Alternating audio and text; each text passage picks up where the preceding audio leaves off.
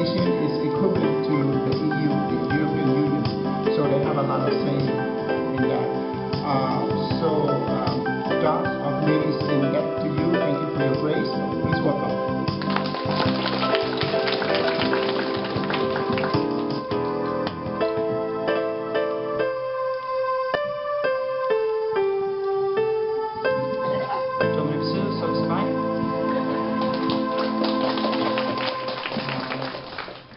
Krom, Joshua Cooper. Krom Rinau, Hawaii. Krom Twa Ka Jimui, KKF.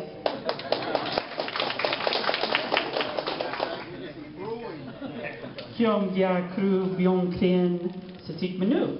That was just for the youth, just to help you guys out a little. You know? You have to lead by example. You can't just say you have to do it the other way. So it's an honor to be here with you.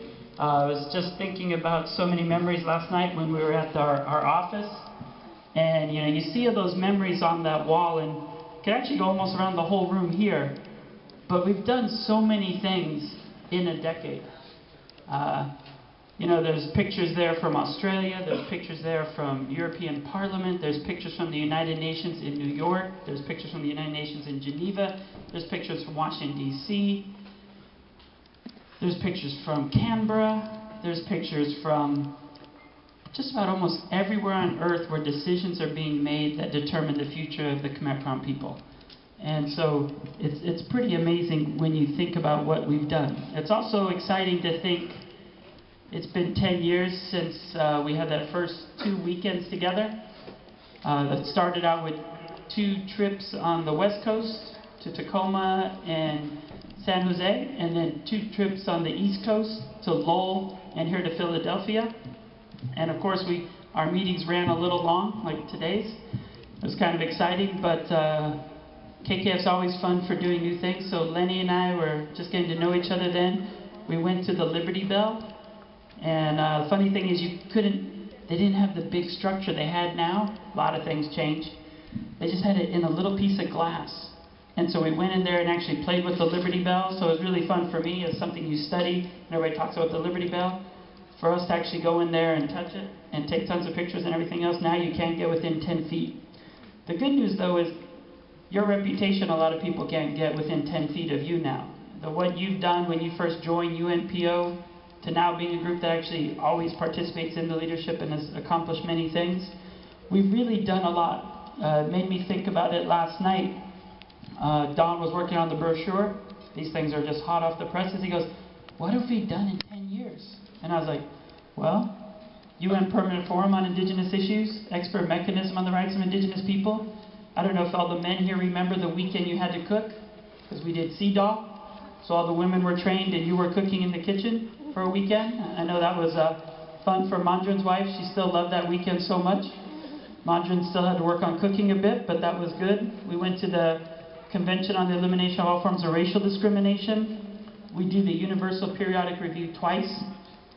We also have been to the European Parliament, and more importantly, we've been to ASEAN, to the People's Forum, and the ASEAN Civil Society Conference. So we've done a lot in 10 years that we can be proud of. On the other hand, what I'm really proud of is 5 years ago, I kind of said I think we should start going into the country and into the region. Everybody was worried what would happen, how that would work out. I had a nice little cover of the Asia Pacific Leadership Program, so it was sponsored by Congress, so if anything happened to me, hopefully it'd get a little bit of attention. So I was able to go into Vietnam, be able to go into Cambodia, and since then, we've been running around the region like we own it, or as Julie would say, like the ringmaster runs it over there. And so we've been able to go there and participate in the last 5 years. I've been very pleased with that. But more importantly, we're working all the time. This time last year, I'll never forget, this place turns a little rowdy after 6 o'clock. And Moni had come up with a brand new video featuring a monk who had just been arrested, who had just been defrocked, deported, detained. And of course, our main thing we want to make sure was that he wouldn't be dead. And amazingly enough, the way KKF worked, within 1 month, in June, I was in Cambodia. I was with him in Thailand, and I'll never forget working with him to make sure that he didn't get sent back, and more importantly, that he got the refugee status. We contacted the Special Rapporteur on Torture, sent information to him, talked to the High Commissioner for Human Rights in Bangkok, and now he's, of course, living there with his family. And so that's an example of just 1 year later for the people here in Philadelphia. We didn't have to work an entire year on it. We worked in it just 1 month and be able to do that. But we haven't forgot the other 2 months that we need to work on as well. So there's always a lot more work that we can do. In the last year, since I've seen you though, the first thing we did was January. We started something new. We started the USIP course, the United States Institute of Peace course. We had the youth here. We actually would all meet on Sunday night. Sometimes we had to work around the football schedule though, because Seattle was winning so well. So Salmon was so excited, at the Super Bowl. But we're able to go through the entire USIP course on civil resistance, and then start sending that information inside to Khmerkampuchea Krom and also in Cambodia, because they were starting to do protests. The other exciting thing is the USIP in DC loved the idea so much that we're going to be on their blog, the Olive Branch, talking about the teachings that we've been doing. The other thing we did in January was the Universal Periodic Review. I went the week before Toch was there. I was able to put the documents we created based on the reports you wrote about what's happening on the ground in Kampuchea Krom to the governments of the world so that they would ask questions to Vietnam. That was January. In March, we went to the Human Rights Council because that was Vietnam's first time to take their seat. They were so happy to win that seat, but to make sure that people spoke about the human rights situation was quite important. There's also a new treaty they're going to make called on business and human rights. So we're putting pressure on Vietnam with that. And then, of course, the end of March was ASEAN. We've been participating in that frequently. It was hosted in Burma. Exciting thing about the work you do when you do this work for a little bit of time, before I couldn't get into Burma. I would have to work with indigenous peoples, the Karen and the Karenni in Thailand, and then sneak over the border with them to do work. This is the first time I got to go through the airport and even get a visa, so it's kind of great to see what's going on. The bad news, though, is in Burma now, they're talking about how this is how good they are, and oh, Cambodia, Vietnam, oh, that's the bad places to live now. So it's one of those things that we need to work on to be able to change that direction, of course, to move forward and to make things better. The one thing that I want to look at and talk with you about today, though, is the last work we did on the Sustainable Development Goals. It's a new criteria where they'll actually develop every aspect of life in Kampuchea Krom for the next 15 years. So that would be quite crucial to focus on that and to be able to coordinate, so we need to look at that. I was at those negotiations earlier this month, and then of course last week we're with our PFII youth delegation. A couple things I just want to say. We had moments of brilliance this week. Sonny from Atlanta is phenomenal. Of all the years I've ever worked here and done that, he would go up to the brochure you mentioned, and he came back with all the material. The best thing about that, though, is now that gives us our roadmap to move forward with those UN specialized agencies. So it's absolutely great. The other thing is we had our first opening meeting. I only got this half, I think, from this half of the room. But we started from a new way. We always have things that we have to get done, but we started from a new approach of what are your interests, what are your passions, what do you care about, what do you want to work on, also what skills do you have? Because everybody has skills, everybody can do something. And then the last part was, okay, we've got things to do that have to get done because Vietnam has a good agenda, and as you found out last time with ECOSOC, they will go to any corner of the world to prevent us from participating. So we do have to get the UN agencies, programs, and funds addresses. We do have to start applying, and we do have to get status in all of those so they can try to keep giving back. And when you're sitting there, you realize how much you have, and more importantly, what skills you have and what more you can do. It's just engaging. You can do so much to help so many people. And so the other thing we came up with a simple exercise we're going to ask you all to do. Right now, anyone in the world can vote on the Sustainable Development Goals, the SDGs. It's on this website called World We Want. So the youth will ask you to do that. But the other thing is there's an international Bill of Rights they're creating that would create a world court, which would be great because it would be fun to bring Vietnam to a World Court of Human Rights. It's one of the first cases. And we're taking pictures, so we thought that was the perfect backdrop when everybody asks about identity and where you are and who you are, we're going to get everybody to come up and just take a picture, and then we'll sign you up on that website of the International Bill of Rights. So I'm going to just cover a couple of things that we're going to do in the next couple of months, and that way everyone here in Philadelphia can know they can be involved, as well as the youth. I think the most important thing is maintain the momentum. It was honestly one of the most moving things to see you here. It reminded me of the first time we did our trainings that we've done in the past, where we actually got youth and elders to talk.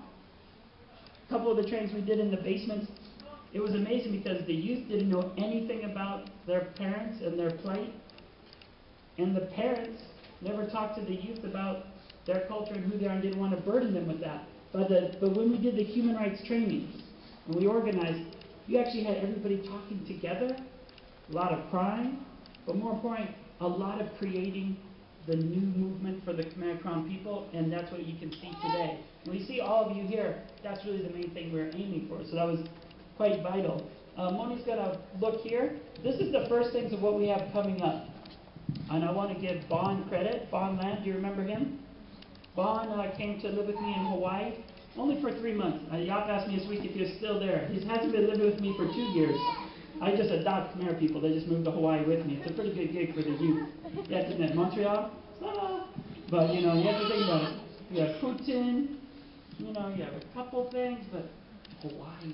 So Bon came to Hawaii, and he still helps us eventually. So these are the 5 trainings we have this summer. First one right there, you can see is the Liberty Bell. That's Philly. That's what we're doing. Then we have San Francisco in June, and that's with Moni for people on the West Coast. So Long Beach and San Jose, I know the UN's not there, but it was created there. So you can come with us there. Then we have Washington, D.C. training, the Human Rights on the Hill. Then after the Human Rights on the Hill training, we have a new edition where we're going to do one in Hawaii again, of course. It's our 15th annual advanced summer seminar on peace, justice, environment, and human rights. And everybody, of course, Khmer Krom always gets to go for free. And then our final one is they asked me to teach in Vienna. So, you know, for the Khmer Krom youth in Europe, they'll be able to come to that training. So that's our first things of things lined up this summer for people that want to learn more about human rights and be engaged. And the approach we always take is not just to have knowledge, but to apply it to then challenge the conditions for daily living for the Khmer Krom people. So every class we have, it gives you lists of activities of how you can use advocacy to then put pressure on Vietnam. The next thing we're going to be looking at is the USIP. USIP has these great new courses online. And we did the first one together, and it was civil resistance. And the cool thing about it is it gives you the skills and strategies how to overthrow a government. Power is here, but power has so many pillars. If you pull away each pillar, every government will crumble. And that first one on civil resistance shows the power of nonviolence and how people, when they organize well, reduce the amount of harms that happen to them, but more importantly, increase the effectiveness and the time to be able to change the conditions for themselves. The powerful thing about nonviolence is women, children, youth, everyone can be involved. And then that, of course, then shapes the new country because everyone's organizing. And that'll be what I talk about next, is the Declaration on the Rights of Indigenous People. When we use that Declaration on the Rights of Indigenous Peoples, it is a blueprint for the society we are creating in Kampuchea Krom. If all of those rights are respected, everyone we know's lives will be 100% better. That's the way we'll be able to measure it. Also, Vietnamese don't worry because it also guarantees everyone rights, but it makes sure that the indigenous people's rights are respected first, and then that society goes from there as opposed to the other situation. So these are more USIP courses. So far I've been able to talk to Darren, and we can take them all for free. In a couple, I think it's a couple of months, they will go to $1,000 each. So the cool thing with the youth is let's pick the good ones we want. There's a couple there with religion as well, so we want to do that with the monks and coordinate that as well, and then do it also in Bangkok, where we have many Khmer Krom monks who study from inside Kampuchea Krom, but then also with you here around the country. So we're really glad you're able to come out, and you can look at, there's one more page of other courses, I think, that we've shown for you.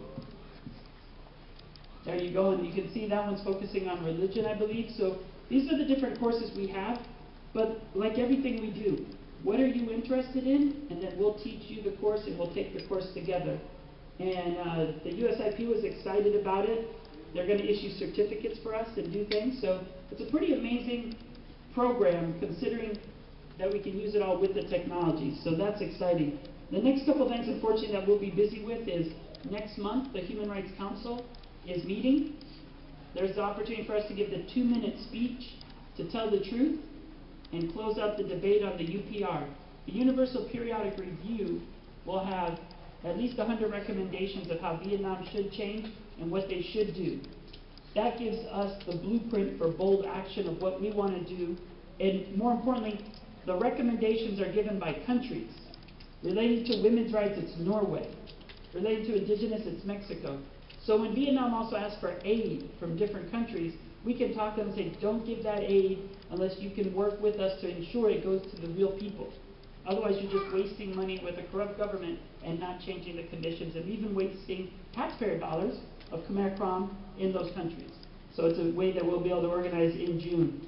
That's going to be quite crucial. The other thing, though, is the Special Rapporteur on freedom of religion and beliefs is going to go to Vietnam.